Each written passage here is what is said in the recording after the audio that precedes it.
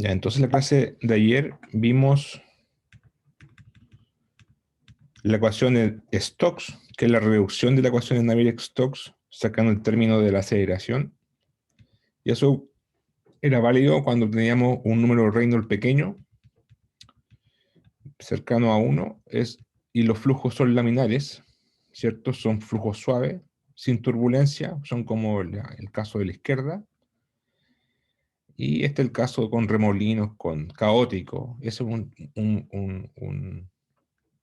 como los vientos, con huracanes. Esos son como los flujos turbulentos que no son parte del curso. Y vimos dos flujos, vimos el flujo de Couette y el flujo de Poiseuille, que es como el flujo de los cañerías. O sea, primero vimos el flujo de Couette, que era el flujo de una canaleta, de un canal, y después vimos el flujo de una cañería 2D, que es en dos dimensiones, en que es un flujo parabólico, en donde la magnitud del flujo de la velocidad es cero en los bordes y es máxima en el medio. Entonces ahora vamos a ver lo mismo, pero con una cañería, o sea, en tres dimensiones, un paraboloide. En ese caso, tenemos que usar coordenadas cilíndricas. Tenemos aquí un cilindro. La presión menor está abajo, P0, perdón, la presión mayor está abajo, P0, y la menor es P1 arriba. Entonces el gradiente va de mayor a menor, o sea, va hacia arriba. Y tenemos la componente radial,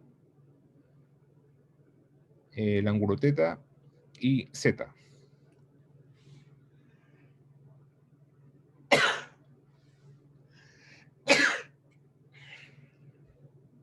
Ya.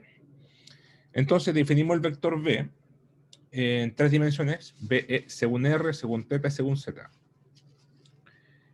Ahora, si vemos el flujo parabólico, o sea, si vemos esta gráfica, vamos a notar que las flechas van según Z solamente. No van según R y no van según θ. Entonces podemos decir que las componentes de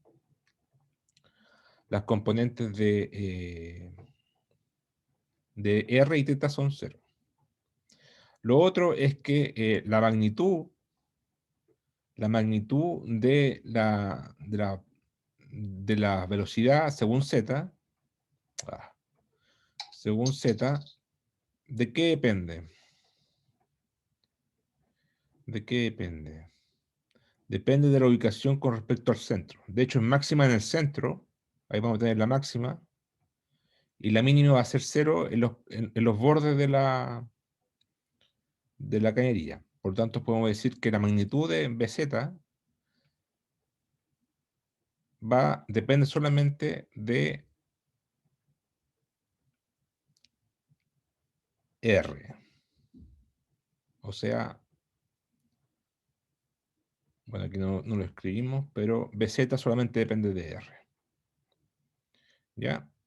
Entonces, nos queda que el vector no tiene componente en θ, no tiene componente en z, solamente, perdón, no tiene componente en BR, no tiene componente en beta, pero sí en BZ y depende de R.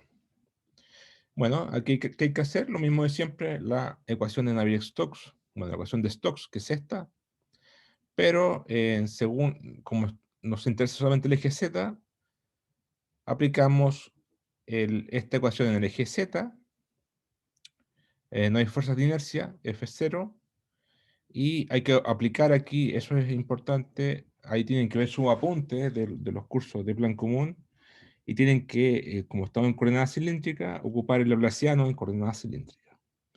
Entonces el laplaciano en coordenada cilíndrica está escrito así, se escribe así, y eso sería la componente z, la radial, porque las otras componentes son cero, según θ, o sea, de bz a de θ es 0, y de bz a de r, perdón, a de z es 0, pero la única que no es 0 es de bz de r, y acá nos queda en la componente z, porque estamos en el eje z, el gradiente de presión. y este es constante, este gradiente de presión, es negativo. Entonces nos queda esta ecuación, ustedes pueden pasar el R para el otro lado, integrar una vez, y después lo vuelven a integrar. La cosa es que le va a dar esta ecuación. La solución de esta ecuación diferencial es la ecuación que está acá abajo. Y esa ecuación, si ustedes la derivan dos veces, o sea, una vez primero la ponen en arriba, acá, y después multiplican por R, y después vuelven a derivar, le va a dar que vale eso. ¿Ya? Entonces esta es la solución de la ecuación diferencial de esta, y podemos decir que ahí encontramos la magnitud de BZ según R. Podemos ver algún ejemplo. El radio de la cañería del cilindro es A. Entonces, cuando R vale A, debemos tener velocidad cero. Porque según el flujo parabólico, en los costados, los bordes cero, y en el centro es máximo. Entonces, veamos qué pasa cuando R vale A en la ecuación. Si R vale A, aquí nos queda, perdón, si R vale, claro, si R vale A. R vale A. eh, perdón. Todavía no encuentro ni K1 ni K2. Son las dos constantes de integración. Hay que encontrarla. Y esas salen por las condiciones de borde. Entonces, la primera condición de borde es que los costados, cuando R vale A, BZ vale 0. Esa es una condición de borde. ¿Ya? La otra es la simetría. Pero veámosla. Ahí está. BZ en R igual a A vale 0. Y eso implica que K2 tiene que valer esta cantidad. Antes de eso. Ahora analizando las condiciones de borde, se tiene que K1 debe ser 0. ¿Por qué? ¿Por qué K1 debe ser 0? Porque cuando R vale 0, es decir, estoy en el centro de la cañería, ahí tengo la velocidad máxima. Y el logaritmo de 0 es infinito, menos infinito, y eso significa que está indefinido. Entonces, para eliminar esa singularidad, hacemos K1 igual 0 y se va a este término. Entonces nos queda solamente el K2, y el K2 sale la condición de borde B de Z igual R igual A. Si ustedes imponen esa condición de borde, van a despejar que K2 vale esta cantidad, que es constante. Finalmente reemplazo esta cantidad en la ecuación de acá, K1 es 0, y nos queda esta ecuación finalmente.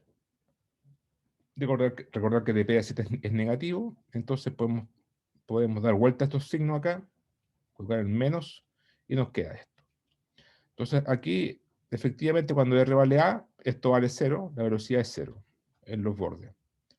Y cuando R vale 0, tengo la velocidad máxima, que es menos 1 sobre 4 eta por dp de z por a cuadrado, negativo con negativo positivo, y ese es el flujo máximo, la velocidad máxima. ¿Ya? Entonces, esta es la solución de la cañería este es el paraboloide en coordenadas cilíndricas. Ahora podemos hacer más, podemos tener más información con respecto a estos resultados si consideramos, por ejemplo, calculamos el flujo total, ¿ya? El flujo total corresponde a la integral de la velocidad por el área por la cual atraviesa el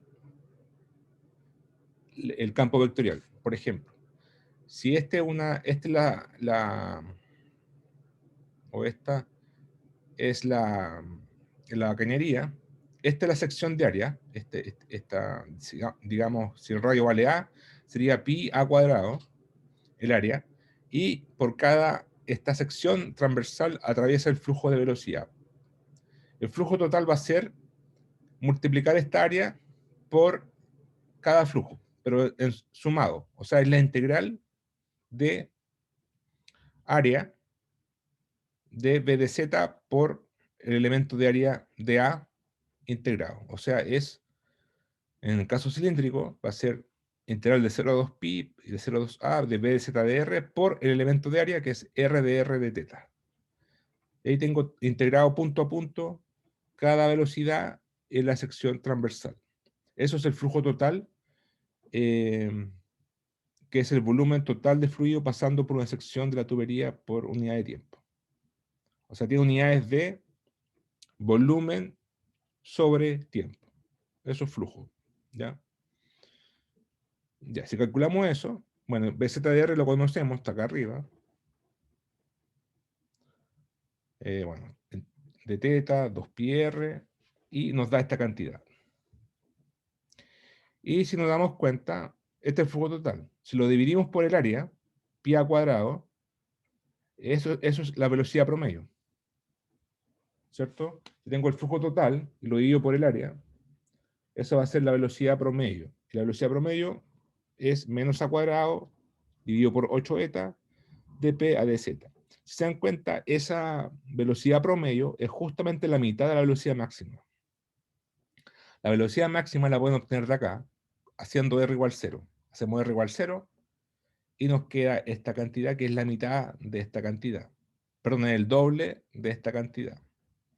¿Ya? Entonces, para el caso de cañerías, un paraboloide, se tiene que, este resultado de que la velocidad promedio es la mitad de la velocidad máxima, es válido solamente porque esto es un flujo laminar. Es decir, para un RE pequeño.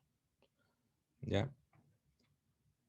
O sea, igual es un resultado decir que la velocidad promedio es la velocidad máxima dividido por la mitad. ¿Ya? Es un resultado único. Esa es una cosa. Y esto es válido, como dijimos, para R pequeño o para el número de Reynolds pequeño, el flujo laminar. Ahora podemos hacer más análisis todavía, análisis físico, y podemos decir que eh, podemos definir un factor de fricción adimensional F, que va a ser eso que está ahí, menos 4A dividido por ρ BZ promedio, la velocidad promedio, por dPA de Z. Esa expresión es, bueno, ahí dice, es un gradiente adimensional de presión. Lo podemos ver más claro así.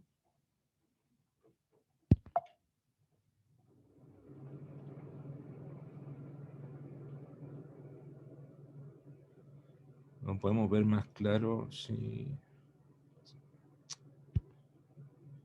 así.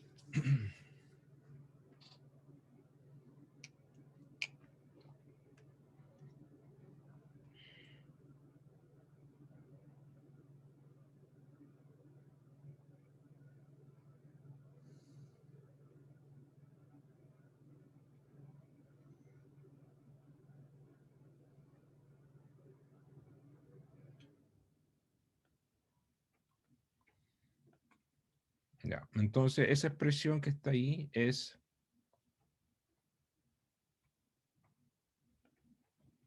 F igual 4A dividido por ρ por la velocidad promedio al cuadrado según Z por dP de Z.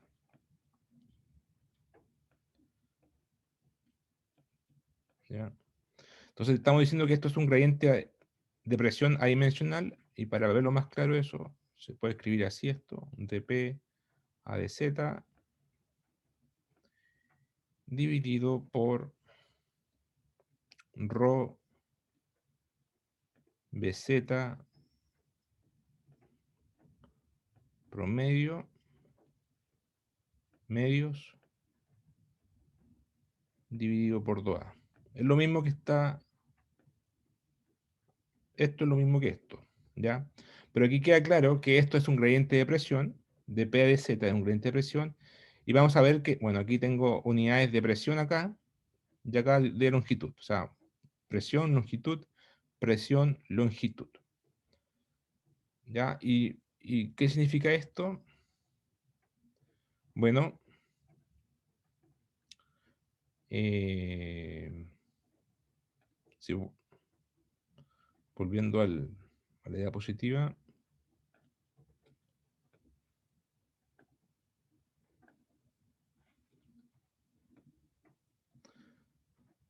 la expresión de abajo, esa Si ustedes recuerdan, no sé si lo vieron en plan común, ¿vieron la presión hidrodinámica? Ecuación de Bernoulli.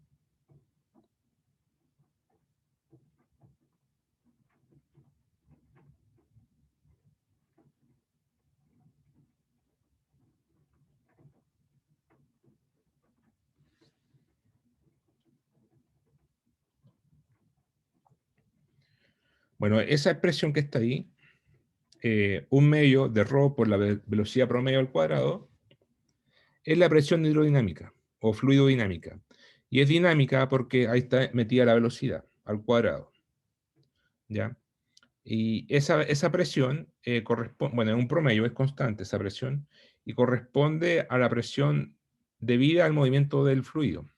Como cuando usted está bañándose en un lago, en una piscina, sienten el agua moverse, y es por el puro movimiento que sienten esa presión. Entonces, eso es la presión fluidodinámica.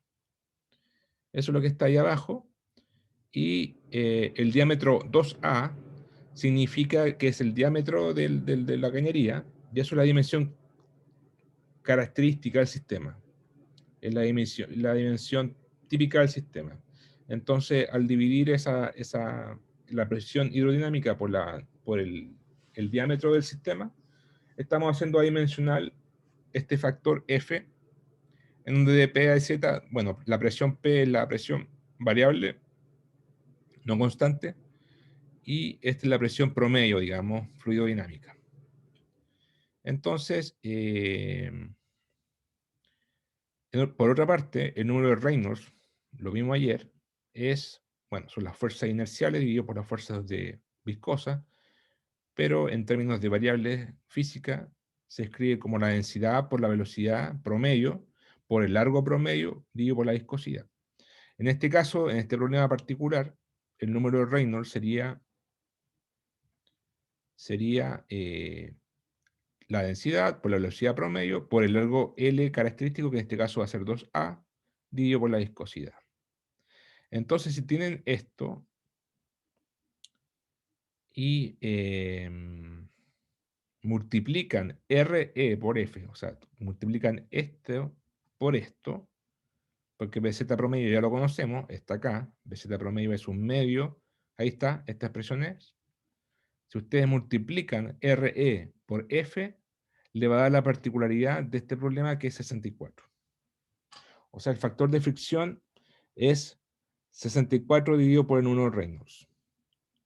Este es un resultado particular para el caso de las cañerías y es solamente válido para un flujo laminar.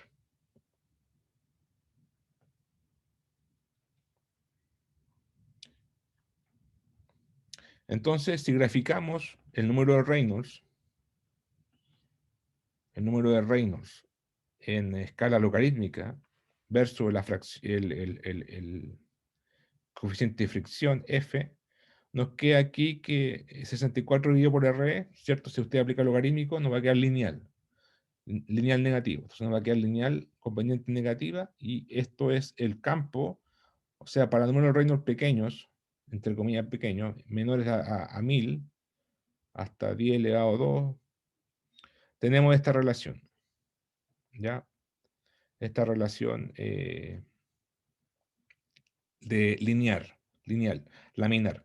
Pero a partir de cierto RE, esto no es válido porque si el número RE aumenta, el número de Reynolds aumenta, significa que ya las fuerzas inerciales son predominantes y las fuerzas viscosas son más débiles. Por lo tanto, el fluido se convierte de laminar a turbulento. Cuando se convierte en turbulento, esta ecuación ya no es válida y se resuelve numéricamente el problema, la ecuación diferencial con el término inercial, con la aceleración material, y se puede demostrar que el coeficiente de fricción en una cañería turbulenta es esta cantidad. El coeficiente de fricción F es igual a 0,3164 por RE, número de Reynolds elevado a menos un cuarto. ¿Ya? Este es la particularidad de la cañería. Entonces, esto para el caso en que el número de Reynolds o F vale 64 dividido por RE, flujo laminar, RE pequeño, Y para R grande tenemos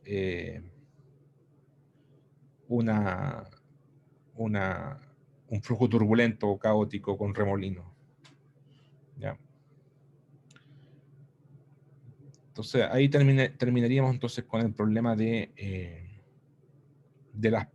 los flujos de Couette, que son los flujos parabólicos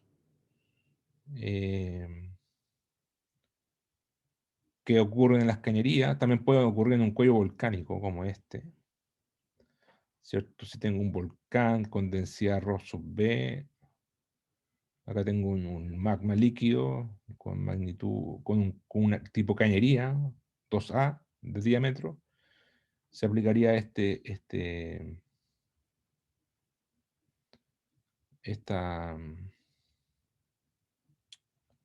ecuaciones las que están acá, ¿cierto? Las del paraboloide.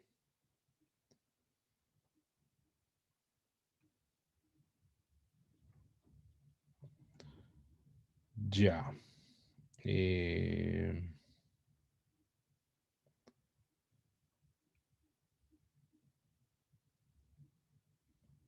A ver, ejemplo, considerar un flujo laminar agua en una tubería con radio A 100 centímetros y viscosidad elevado a menos 2 pascal por segundo. ¿Qué velocidad se necesita para tener un número reino de 2000? Bueno, aplicamos esta ecuación que está acá, esta, reemplazamos aquí por 2000, acá los 100 centímetros, acá la viscosidad del agua, que es la densidad del agua, y nos va a quedar que el número Reynolds vale 22 milímetros por segundo. Con esa velocidad tenemos un número Reynolds de 2000, que es un flujo laminar, y 22 milímetros por segundo. Es rápido eso. Ya.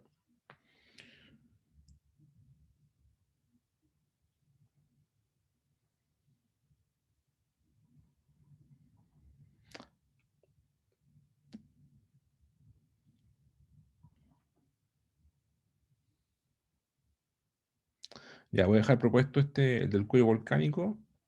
Voy a dejar propuesto esto para el auxiliar, el del cuello volcánico y el flujo Stokes, que es, el flujo Stokes es un flujo en el cual tenemos una esfera. Pueden pensar en una roca como la Colito, piedra Pómez, que flota dentro de un ambiente magmático, de un ambiente en un fluido. También puede ser para una burbuja, ¿ya? Puede ser una burbuja que flota dentro de un líquido. Pero la cosa es que acá tenemos una esfera que flota en torno a un fluido de densidad Rho sub F y viscosidad eta. Y tiene un radio A, densidad Rho sub S, y es una esfera. Y se resuelve el problema con coordenada esférica. Entonces esto puede flotar o puede caer. Va a depender del contraste de densidad entre la esfera y el fluido. ¿Ya? Entonces la pregunta es cómo es el flujo en torno a la esfera. ¿Ya? Este es un problema clásico de mecánica de fluido que se llama el flujo de Stokes. Y se resuelve con coordenada esférica. Esto es el senolito. El senolito. Y ahí está el problema, se resuelve con coordenada esférica. Tiene bastante álgebra, porque tienen que ocupar el laplaciano en coordenada esférica y definir bien las coordenadas esféricas. ¿Ya? Así que lo voy a dejar para la clase auxiliar, para aprovechar bien los tiempos. ¿Cuántas semanas nos quedan? ¿No?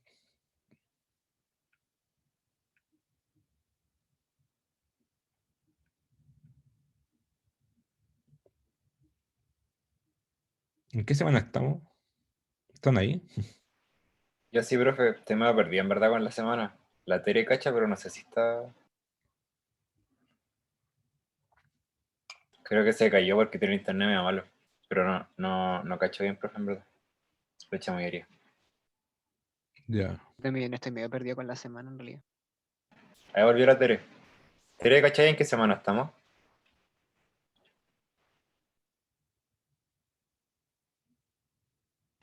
Parece que está medio inestable con el internet.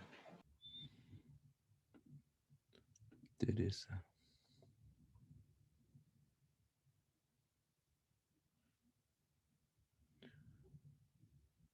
Lo único que sé es que la última semana de junio es de receso, ¿cierto? Sí. Sí, yo creo De que hecho. deben caer como 4. No sé.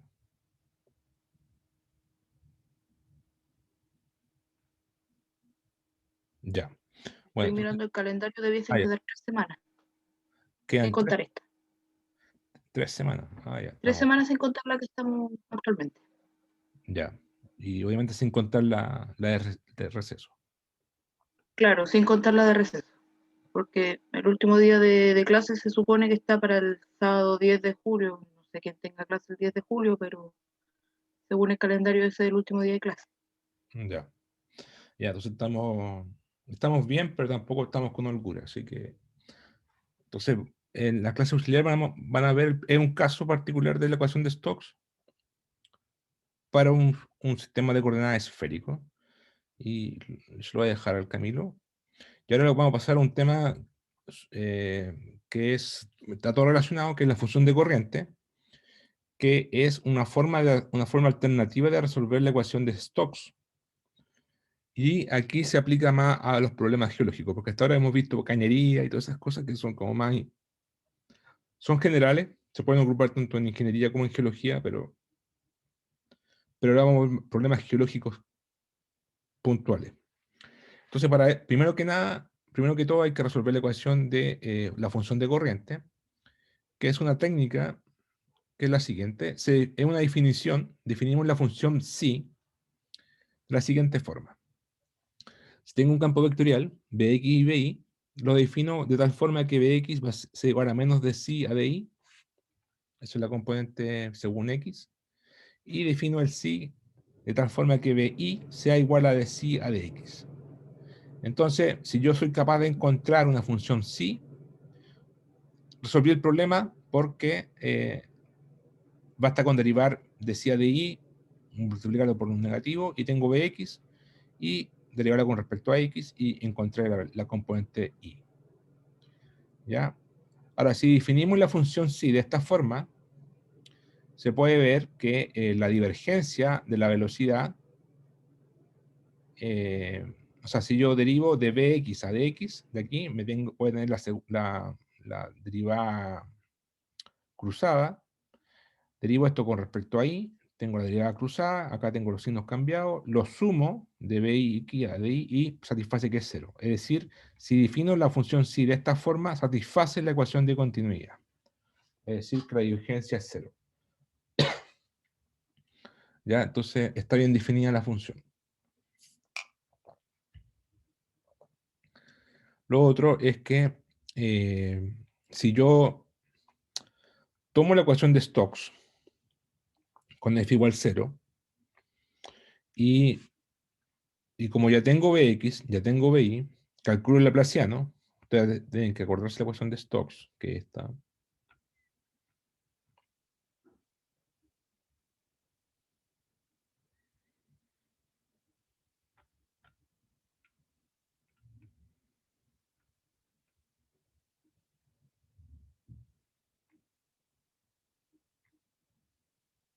Esa. Siempre acordarse de esa ecuación. Entonces aplico esta ecuación con f igual 0. Ya tengo definido el b, bx, bi en función de psi, o sea, calculo el laplaciano. Van a aparecer derivadas terceras. ¿Por qué? Porque bx se define como menos de psi a di y bi de psi a dx. Entonces calculo la segunda derivada de bx y me van a aparecer derivadas terceras cruzadas por acá. Esta es la segunda componente x y esta es la componente y. Entonces ahí tenemos la ecuación para x de Stokes y la ecuación para y según Stokes en función de psi, en vez de los bx y los bi. Si se dan cuenta, si yo derivo la ecuación 1 por con respecto a di y derivo la segunda con respecto a x con signo negativo y las sumo o las resto, Se van a ir los cruzados de los P, los de P segunda a dxi, a dx, a dy, con este. Porque si la función es continua, las derivadas cruzadas son las mismas.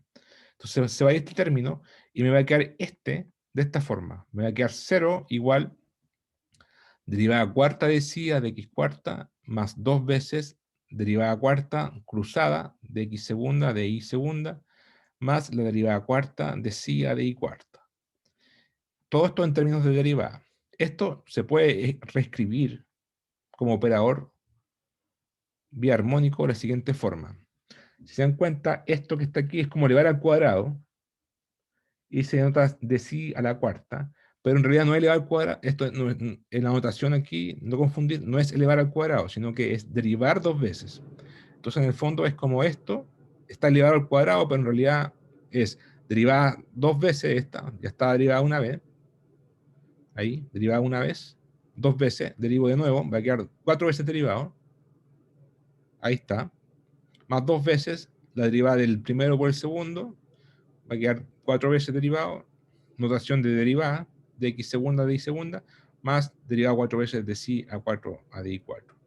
Esto es el operador biarmónico y se denota de esta forma. Es como un habla a la cuarta de psi, que es lo mismo que decir el laplaciano elevado 2 veces derivado, y es el operador laplaciano. Perdón, esto es el operador biarmónico, ¿ya? Es el cuadrado del operador laplaciano. Lo relevante es que es esto, ¿ya? Esto en forma explícita, eso. Y se escribe así. Entonces, en el fondo, esta es la ecuación biarmónica, ¿ya? La ecuación biarmónica es equivalente a la ecuación de Stokes, según lo que he mostrado acá, para f igual 0. Entonces, en vez de, como alternativa, en vez de resolver la ecuación de Navier-Stokes, o en vez de resolver la ecuación de Stokes con los Bx y con los By, que son dos variables, lo podemos hacer simplemente encontrando psi, que es resolver la ecuación biarmónica. Y si encontramos psi, estamos listos, porque si conocemos psi, derivamos una b y tenemos bx con respecto a y, y con respecto a x tenemos by. ¿Ya? Entonces es una herramienta. Por otra parte, la interpretación de la función psi es la siguiente. Supongamos que tenemos un elemento de área, tenemos un eje X para allá, un eje Y para acá, y tenemos un campo de velocidad con componente XU y componente IB, así. Y tenemos aquí un elemento de área DS, delta S, que atraviesa el segmento AB. Entonces aquí hacemos un triángulo rectángulo, tenemos el elemento delta X y delta Y. Entonces el flujo atraviesa por acá, atraviesa por acá. Entonces, esas son las líneas de corriente, ¿ya? Si definimos la normal n, a lo largo de AB, ¿ya? Nos va a dar que la normal n aquí va a ser menos de i por ds, que es de i a ds, que es seno de teta, o sea, si esta es teta, va a ser menos seno de teta según x y coseno de teta según y, o sea, de x a ds. Esa sería la normal de delta s, la normal. Entonces el flujo total o caudal que debe salir por AB va a ser la integral, eso es una definición de caudal, la integral por el segmento AB, integral de A a B, de la velocidad, o sea, punto a punto B, es B por N por ds. Y vamos a demostrar que el caudal, o sea, la integral de la velocidad por la normal del segmento AB es justamente la función psi, o la función de corriente, por si acaso, estas funciones psi, que están acá, son la función de corriente, ¿ya? Función de corriente. Entonces, vamos a demostrar que el caudal es justamente evaluar la función psi en B, o sea, en este punto, menos la función psi en el punto A. Ya, ¿cómo no hacemos eso? Bueno, a lo largo del flujo AB de longitud de delta S,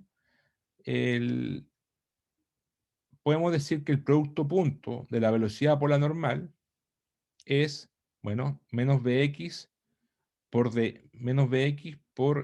bueno, la normal la escribimos acá, ¿cierto? Ahí está escrita la normal. Entonces tomamos Bx, Bi y hacemos el producto punto. Según X, según Y, entonces nos va a quedar que Bx por Di, y... Ah, aquí faltó un delta S, perdón. Aquí faltó un delta S. Aquí faltó un delta S. Entonces, el delta S por el delta S de acá se van a ir estos delta S. Entonces nos va a quedar menos Bx por Di más Bi por Dx. O sea, Bx, Bi, Dx por Ds. ¿Ya? Menos Bx por Di y más Bi por Dx. Ahora, si recortamos la definición de Bx, acá está, es menos decía Di.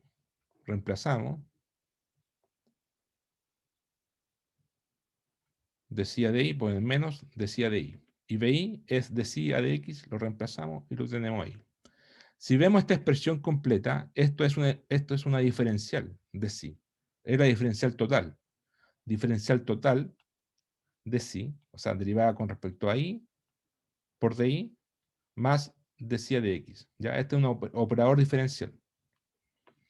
Conclusión, la integral del caudal, o sea, de integral de AB por B por N por delta S, es justamente de sí. Entonces, evalúen B, evalúen A. ¿Ya? Entonces, esto es el caudal.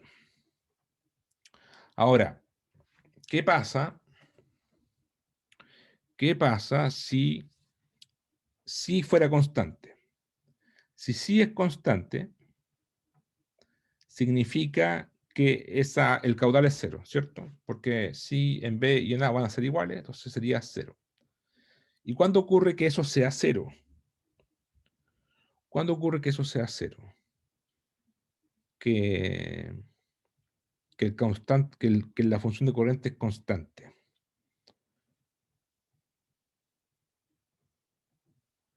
Bueno, si vemos la única forma para que ocurra eso es que el producto punto de B por N sea cero, ¿cierto? Para que esto sea cero, o sea, esta suma sea cero, o que sí sea constante, es que el producto punto entre B por N sea cero.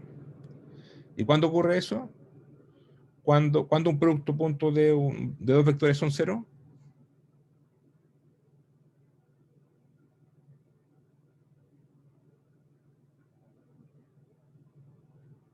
Cuando son paralelos o cuando son perpendiculares.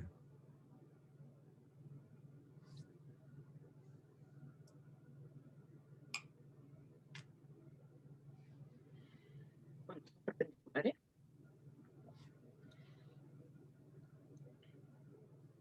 Perpendiculares, ¿cierto? No me acuerdo muy bien de decir Cuando B es perpendicular a N,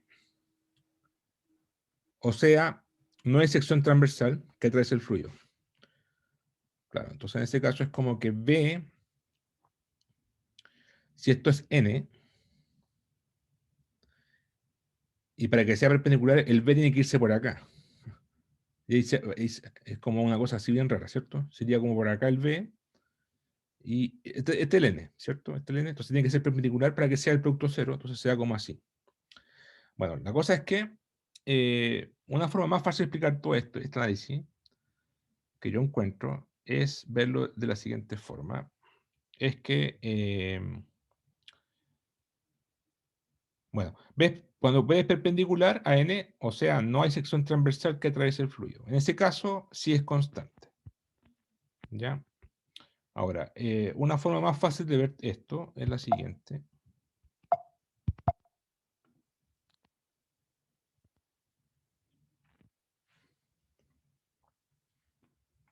O más práctica quizá. Es la siguiente.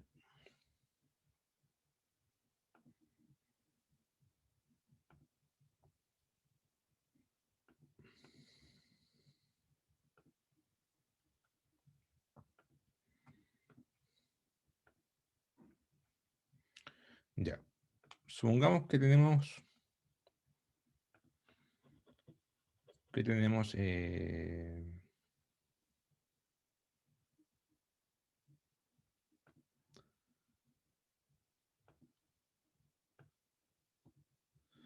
ya, que tenemos por ejemplo, una grilla X, Z, y tenemos aquí, te voy a hacer un ejemplo con la topografía. Ya tengo aquí la topografía y tengo para cada punto X, Z, tengo un valor de altitud, XZH, ¿ya? XZH va a ser cada punto y esto me define una, eh, una topografía, ¿cierto? Como en Google Earth, un mapa. Ahora, ustedes recordarán de los cursos de cálculo de tercer semestre que si yo tengo las curvas de nivel, tengo unas curvas de nivel, me definen ISO altura, ¿cierto? O sea, líneas de ISO profundidad o ISO altura. Entonces, por ejemplo, esa es la función Z igual, qué sé yo, 100 metros, ¿ya? O sea, toda esa curva, todas estas son de la misma altura, 100 metros, y esta va a ser de 200 metros, por dar un ejemplo. Son ISO alturas. O según la definición de cálculo en varias variables, o cálculo avanzado, son líneas de contorno. ¿Qué son las líneas de contorno? ¿Se acuerdan?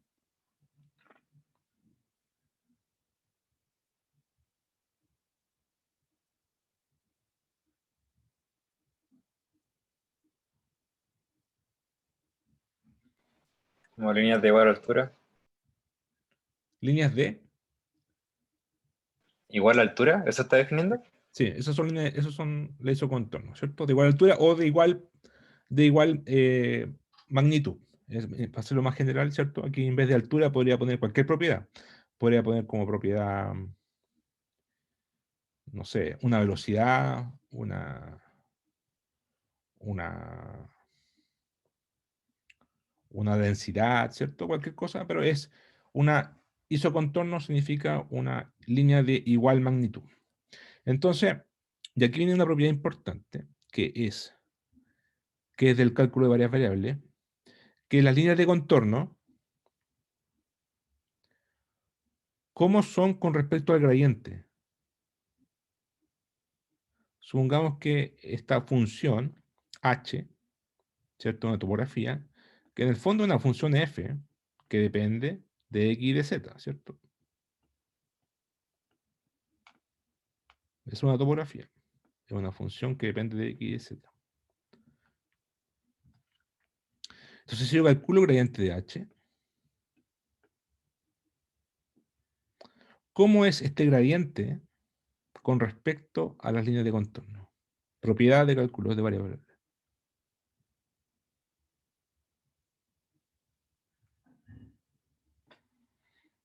¿Cómo apunta con respecto a la línea de contorno?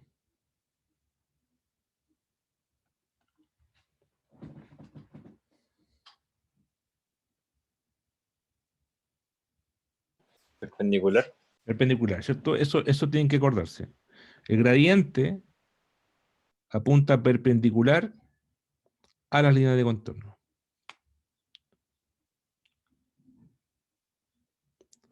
Entonces,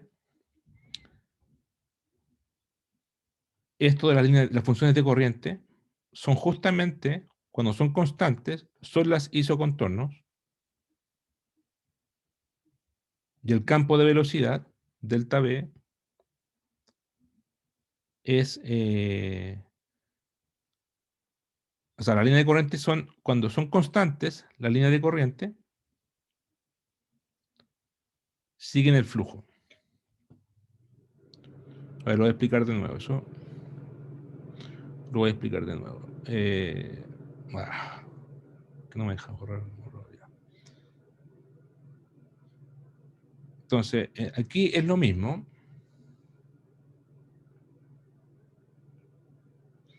En el fondo lo que tenemos aquí, para dibujar las líneas de corriente, las líneas sí, lo que tenemos que hacer es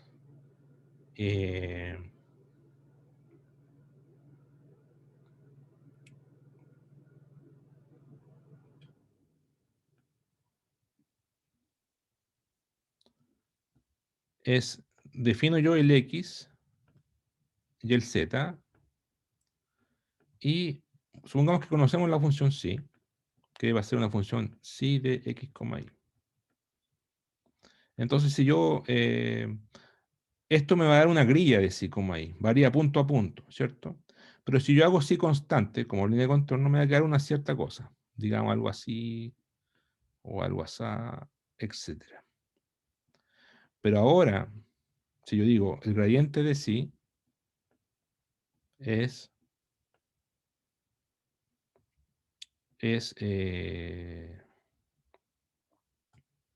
esta línea, ¿cierto? Entonces, estas líneas de corriente van a ser todas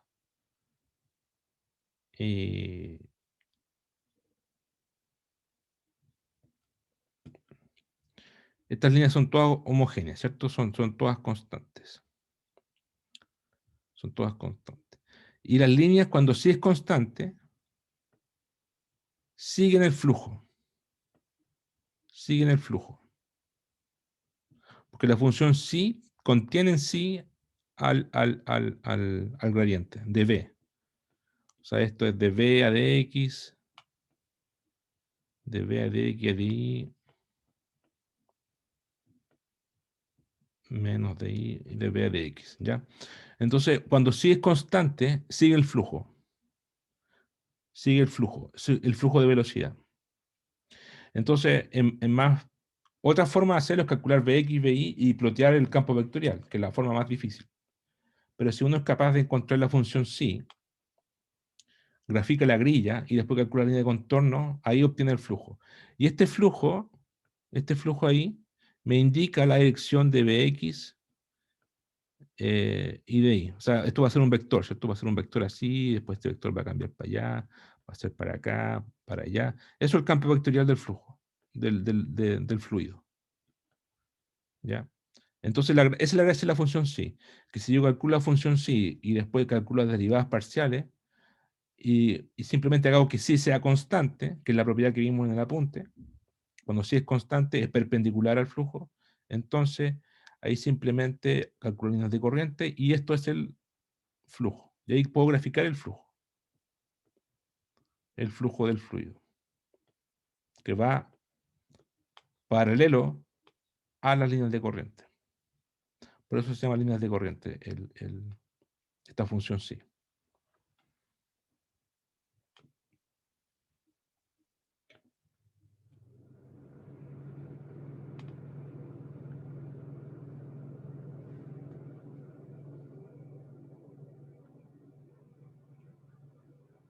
¿Ya? Entonces, notar que si es constante, si la función sí es constante, entonces las líneas de corriente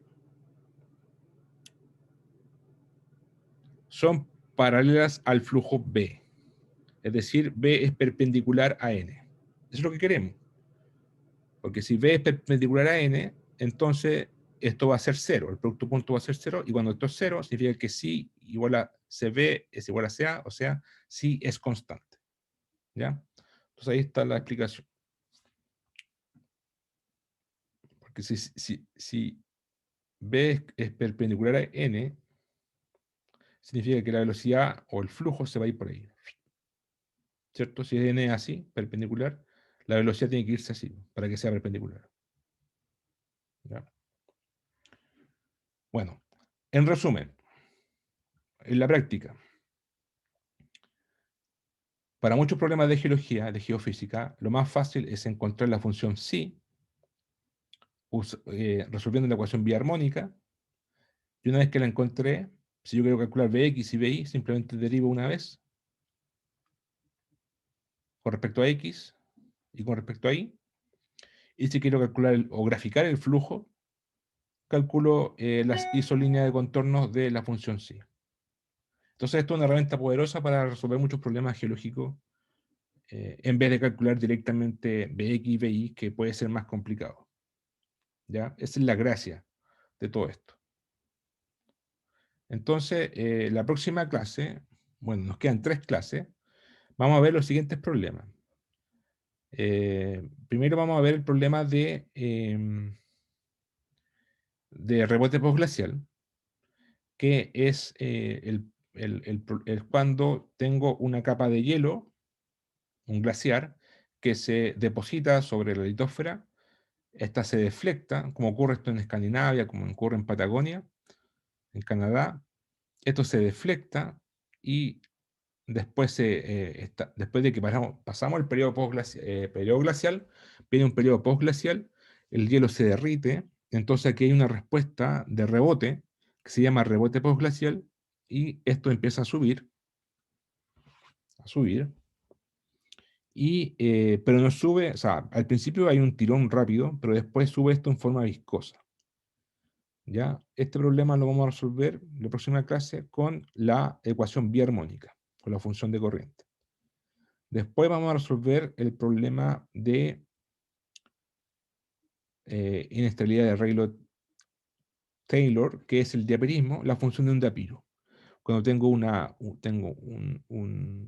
rocadura, tengo sal, una capa de sal, y después pongo sedimento arriba, sedimentos más rígidos que la sal, y voy a tener un contraste de densidad negativo, por eso se llama inestabilidad gravitacional también, se le conoce esto, inestable gravitacionalmente. Entonces la sal va a tener que subir, porque si esto es menos denso que lo que está arriba, por gravedad va a subir, pero como esto es viscoso, va a subir como una forma de pluma. Una pluma y se forman los domos de sal. ¿Ya? Y es un proceso lento y continuo, y eso es el diapirismo. Ese problema también lo vamos a ver. Y después veríamos el problema de el flujo esquina. Ahí hay un diapiro que rompe todos los sedimentos, un domo de sal. ¿Ya?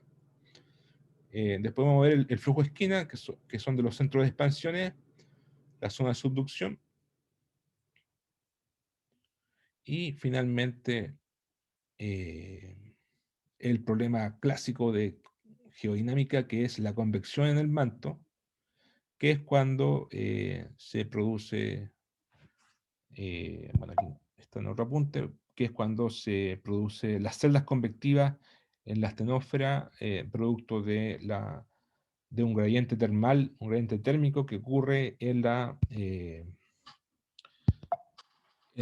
interfase núcleo externo y manto, y produce la formación de plumas magmáticas dentro de la astenosfera del manto, ¿ya? Que es responsable de la tectónica de placas. O sea, es uno de los motores de tectónica de placas que produce la convección del manto, ya que es como el clásico problema de geodinámica. Eso sería el final del curso. Entonces estamos bien, pero tampoco estamos con holgura.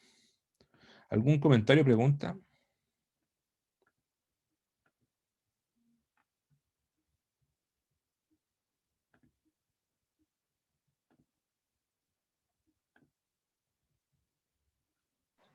No, profe, todo bien por mí.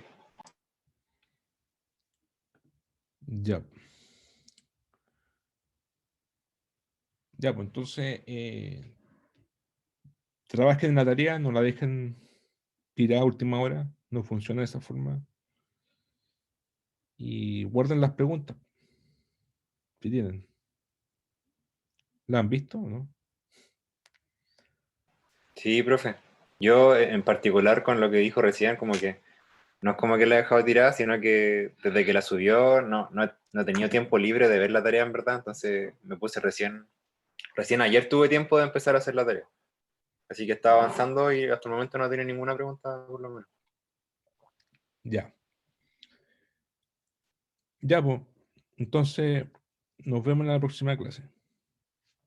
Ya, profe, muchas gracias. Chaito. Chao. Yo, profe.